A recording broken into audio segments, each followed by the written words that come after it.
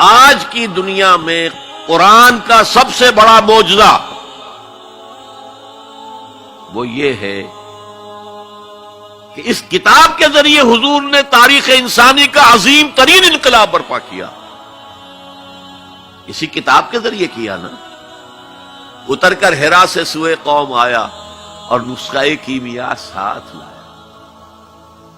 اس سے ذہن بدلے، عقائد بدلے، سوچ بدلی، کردار بدلے، اخلاق بدلے.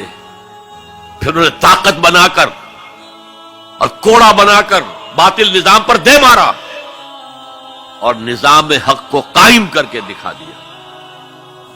اور یہ سارا عمل قرآن کے گرد گھومتا ہے. دعوت دو قرآن کے ذریعے سے.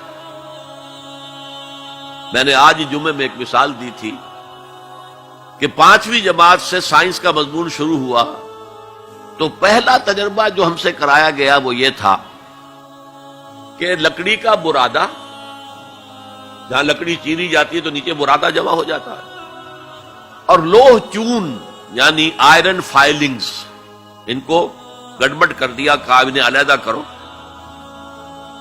کیا ایک ایک چنیں گے؟ اور پھر راستہ بتایا کیسے کرو. میگنیٹ ہاتھ میں لے لو، اسے پھراؤ، لوہا اس کے ساتھ چمٹ جائے گا، برادہ رہ جائے گا.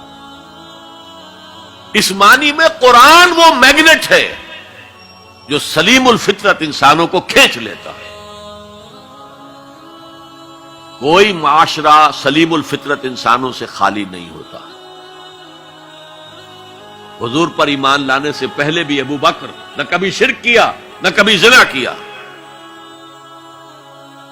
حضور کی بعثت سے پہلے حضرت عمر کے بہنوئی کے والد سعید ابن زید کے والد زید ابن عمرو ابن نفیل، انہوں نے بھی کبھی شرک نہیں کیا، کبھی کوئی غلط حرکت نہیں کی، اور کعبے کے پردے کو پکڑ پکڑ کر کہتے تھے اے اللہ میں صرف تیری بندگی کرنا چاہتا ہوں، میں کیسے کروں مجھے معلوم نہیں ہے.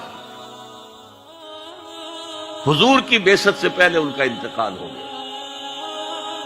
لیکن باپ کی کیفیت یہ تھی جس سے کہ سعید ابن زید ایمان لائے ہیں اور وہ عشرہ مبشرہ میں شامل ہوئے ہیں، اور ان کی زوجہ فاطمہ بنت خطاب کے ذریعے سے عمر کو ایمان ملا ہے.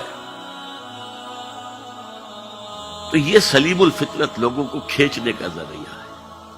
پھراؤ اسے، عام کرو، عام کرو، درس قرآن عام کرو، عام کرو، عام کرو. یہ سلیم الفطرت لوگوں کو کھینچ لے گا. پھر ان کا تزکیہ کرو، تزکیہ بھی قرآن سے ہوگا. تزکیے کے بھی ہم نے نہ معلوم کچھ پلوٹائنس نیو پلیٹونزم سے کچھ چیزیں سیکھ لی ہیں، کچھ ہندوؤں کی تپسیائیں سیکھ لی ہیں، لیکن قرآن کو تزکیے کا ذریعہ نہیں بنایا. صوفی پشمینہ پوش و حال مست، از نوائے شعلہ قوال مست، در نمی سازد بقرآن محفلش. قرآن سے اس صوفی کی محفل خالی ہے. وہاں قوال کے اس سے حال آ رہا ہے، حال آ گیا، قوال کے شعر سے حال آ گیا. صوفی پشمینہ پوش حال مست، از شراب نغمہ قوال مست، در نبی سازد بقرآن محفلش. قرآن کے ساتھ درسازی نہیں. لیکن حضور کے طریقہ کار دیکھیے. حضور کی سیرت کے 2 حصے ہیں. ایک حصہ ہمیں بہت معلوم ہے، غزوہ بدر، غزوہ احد. اولین کتابیں بھی جو لکھی گئی سیرت میں وہ مغازی تھی، کیونکہ یہ لوگوں کے نزدیک اہم چیزیں تھیں، اہم واقعات تھے، مغازی، غزوات. لیکن یہ بدر کے جو 313 آدمی تھے یہ فراہم کیسے ہوئے تھے؟ کس مارکیٹ سے لائے گئے تھے؟ کس میتھڈولوجی سے انہیں تیار کیا گیا، پختہ کیا گیا، ٹرین کیا گیا؟ یہ ہے غور طلب معاملہ.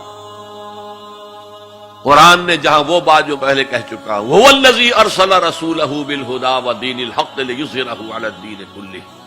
وہی ہے اللہ جس نے بھیجا اپنے رسول کو صلی اللہ علیہ وسلم الہدا دے کر، قرآن حکیم، اور دین حق دیا ہے، نظام دیا ہے، معتدل نظام دیا، عادلانہ نظام دیا. سسٹم آف سوشل جسٹس دیا تاکہ اسے غالب کرے، قائم کرے. یہ ہے مقصد بعثت محمدی صلی اللہ علیہ وسلم.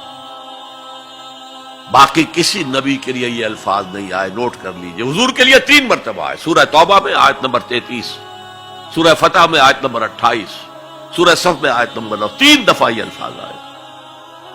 نظام کو قائم کر کے دکھاؤ. جس دور کا آغاز آپ سے ہو رہا ہے اس دور میں اصل اہمیت نظام کی ہوگی. ایک بڑا پیارا جملہ یاد آیا ہے شاہ ولی اللہ دہلوی کا. اگر کسی معاشرے میں تقسیم دولت کا نظام غلط ہو جائے تو اس کے 2 نتیجے نکلتے ہیں اور دونوں انتہائی تباہ کن. ایک طرف دولت کے انبار ہوں گے، اس کا نتیجہ کیا نکلے؟ عیاشی ہوگی، بدماشی ہوگی، گلچھرے ہوں گے، اسراف ہوگا، تبذیر ہوگی. اور یہی تلوار دوسری طرف کاٹ رہی ہے. دوسری طرف احتیاج ہوگی، بھوک ہوگی، محتاجی ہوگی.